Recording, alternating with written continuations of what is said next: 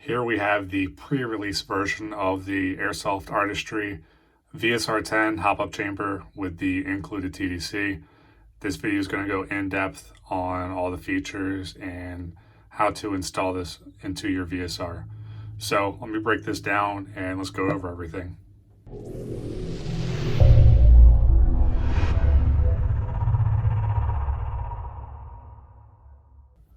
Okay, the unit is broken down. This is what you're going to get in your kit.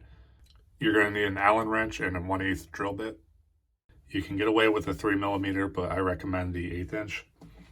You're going to need your drill, and then obviously you're going to need your inner barrel and bucking, as well as your outer barrel. The hardware that you're going to get are these 4 1032 grub screws up here. They're going to lock your inner barrel into your hop-up unit. You're going to get 4 of these 440 screws, and they lock your hop-up unit into your outer barrel. And then you're going to get 3 of these little springs, are all the same size. Now on to the components. Let's start with the smallest. This is your BB centering device. So when a round is loaded into the chamber, this centers it. If this is not there, when the rounds go in, they could possibly follow the nozzle and load multiple rounds. So I just have this one that's going to center it.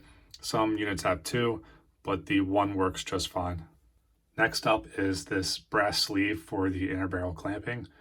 I went with this design over the traditional little grub screws that you usually use to lock your inner barrel in. These are very tiny. You could possibly strip them out, and then if you're not careful, you can over tighten and actually indent your brass inner barrels. So I went with this mechanism. It's a much larger contact area, and there's no risk for harming your inner barrel. And those 4 screws push down on both sides, and with that slot there, there's a little bit of give, and it clamps down onto your inner barrel. So this is a much more solid system than those little grub screws. Here is the nub that you will get in the kit. It is a vertical moving system, so there's no longer an arm. This moves straight up and down, so no matter where your adjustment is, this bottom piece of the nub is going to be in perfect contact with your bucking at all times. The bottom side of it is concave to match your bucking, and then it has 2 holes for your screws over here, and that keeps pressure up against your adjustment dial. Speaking of the dial, here we have the top of it, which has a plus and minus to show you which way to adjust. There's a pre-installed 440 screw that threads into your dial base, and then on the outside of the dial you have 60 of these little ribs, which is where your spring detent catches on and gives you those nice positive clicks. The spring detent will also be included in the kit. I do not have it on the table right now. It's actually in this unit right here, this little gap, and the spring detent puts pressure on these little ribs, so every time you adjust, it gives you a nice positive click. Just like that. This dial offers very fine adjustment. Every 8 clicks of this dial equals the thickness of a piece of paper. So every 8 clicks, your screw is going to go down approximately 0.004, which is the thickness of paper. Very fine adjustment. Here is the dial base with the 440 thread in the middle, which your dial screws into, and your 2 outside holes, which allows you to mount this directly onto your hop-up chamber through your outer barrel. You have your spring detent hole, which is for your clicks. And then on the bottom side here, you see the concave mill finish. And this is so that your dial base hugs the outside of your outer barrel perfectly. Now for the chamber itself, I know there's a lot of cuts and drilled holes, so I'm gonna go over everything and make it a little less confusing when you go to install this yourself. On the front side, you just have a hole, that's where your nozzle goes, nothing special about that. On the back side, that's where your inner barrel goes into. All these cuts are just for looks, they don't actually serve any function. And then you have your larger hole. This is where your brass clamping piece slides into. On the top of your unit, this is where your nub and then your BB centering piece goes into. Your 2 threads is where your dial base attaches to. On this side, you can see there's a slot there. The slot is for your VSR buckings that has that extra tab, so that tab slides into that slot. You have these 2 large 1032 threads here. It's the same on the opposite side. and that's for your 4 grub screws, which clamp onto your inner barrel clamping piece. The other 3 holes, I'm not going to go over those quite yet. I will jump back to them. On the bottom, just like any other VSR unit, you have your 2 threads for your mounting on the bottom of your outer barrel. And then you have where your mag actually goes into. Now, one thing I did do with mine is I tried to extend the little angled piece that activates your mag and releases the BBs. I know some VSR units have issues with mags and feeding, so I tried to extend that little piece to make feeding a little bit better. Onto this side, those 1032 threads, just like the other. And then let's go over what these 3 holes, and then there's 4 on this side. So this is how you are going to drill through your outer barrel. It's kind of like a template that's pre-built into your Hopup unit. How these hole template works is, so your outer barrel is like this. You would slide your unit in, and usually you screw them in through these 2 holes. What you're going to do before mounting this, you're going to need to drill your holes for your external adjustment. What you do is you rotate your Hopup unit 90 degrees. You use this last screw, lock it down just like you did up here. It's in the same location except 90 degrees off. You lock it down here, and then you drill through 1, 2, 3 holes. And that's going to give you 1, 2, 3 holes for your dial base for your screws to go through. That way, this is the top side. You're going to have your 2 lockdown, and then your actual adjustment screw is going to go through your outer barrel as well.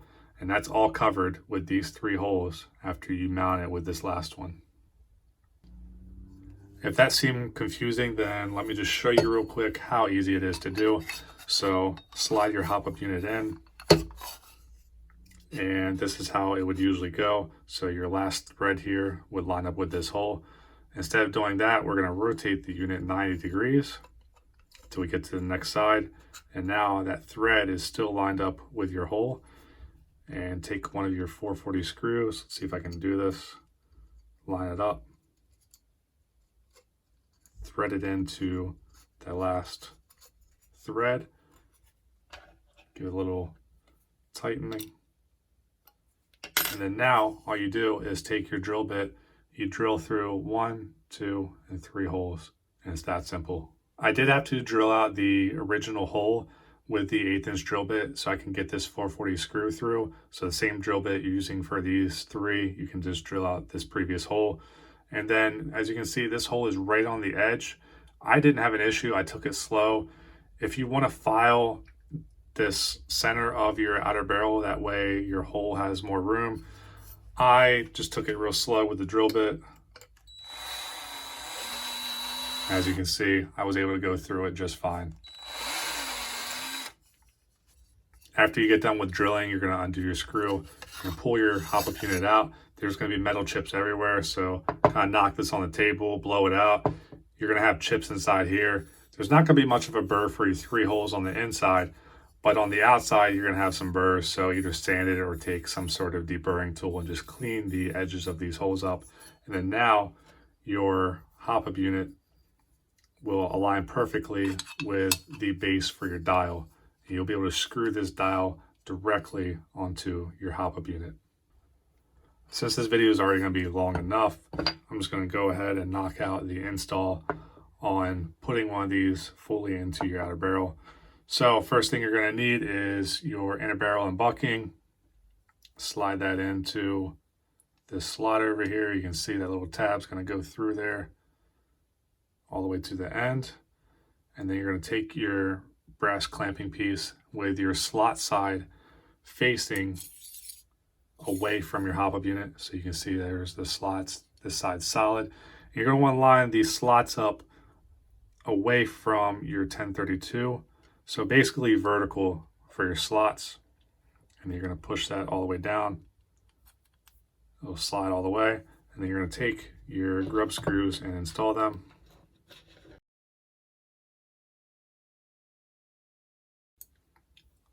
Now that we have the grub screws in, make sure that your slot is still aligned vertically which it is. You can't see, but it is. So now you can go ahead and tighten your 4 1032 screws, and that'll clamp your inner barrel nicely in place.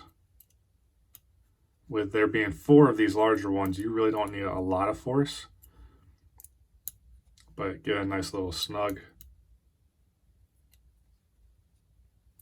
and that'll hold it very nice.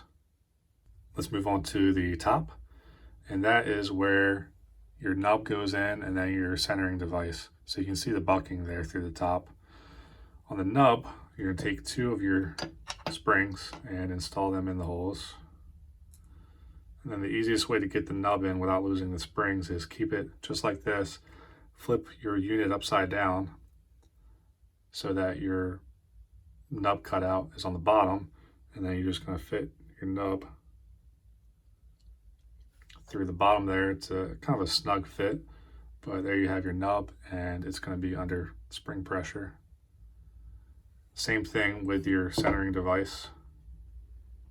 Take your last spring, it's going to go on the wider side, and that's just going to drop right in to that little cutout.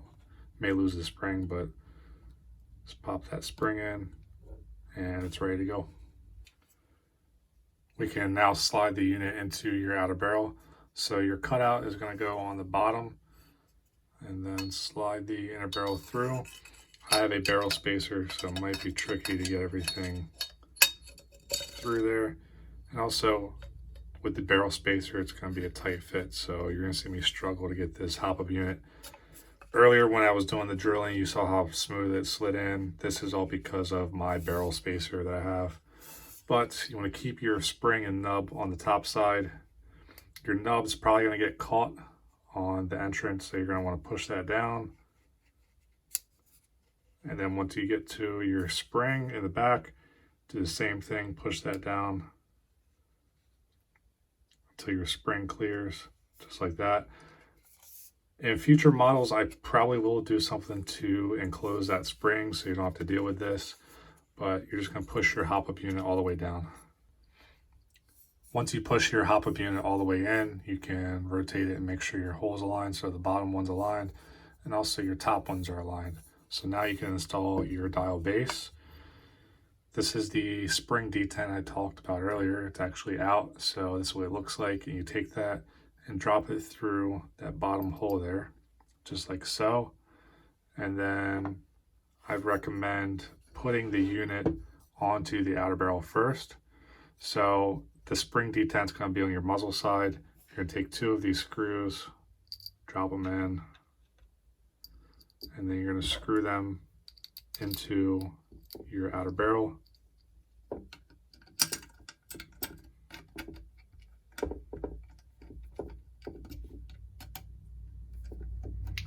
Like so. It should line up.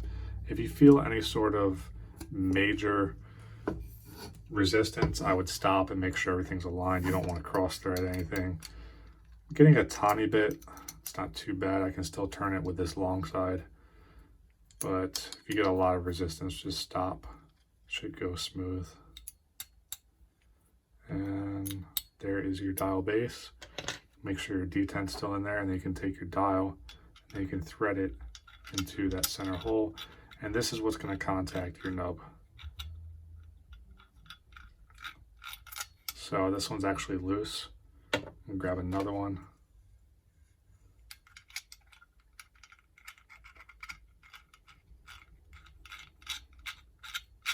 It's going to thread in, and you're going to start to hear some clicks, and then that's where I would stop. Not yet. And then there's the aggressive clicks. So this is where I would stop until you go to adjust it. And then your original block, drop these other 2 screws through. They should fit. And they go in the original location. Same thing, you really shouldn't have any resistance.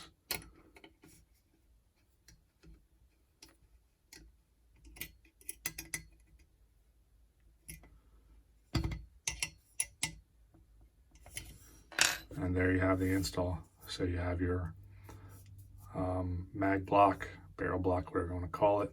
You have your TDC up here with your external adjustment. You can look through the inside and make sure nothing's really intruding the line of the BB. But that's it for the install. I'll be making a few of these once I get done with testing. That spring on the BB centering device, I'm going to try to enclose that. But here is everything you need to know about the pre-release VSR chamber that I am offering.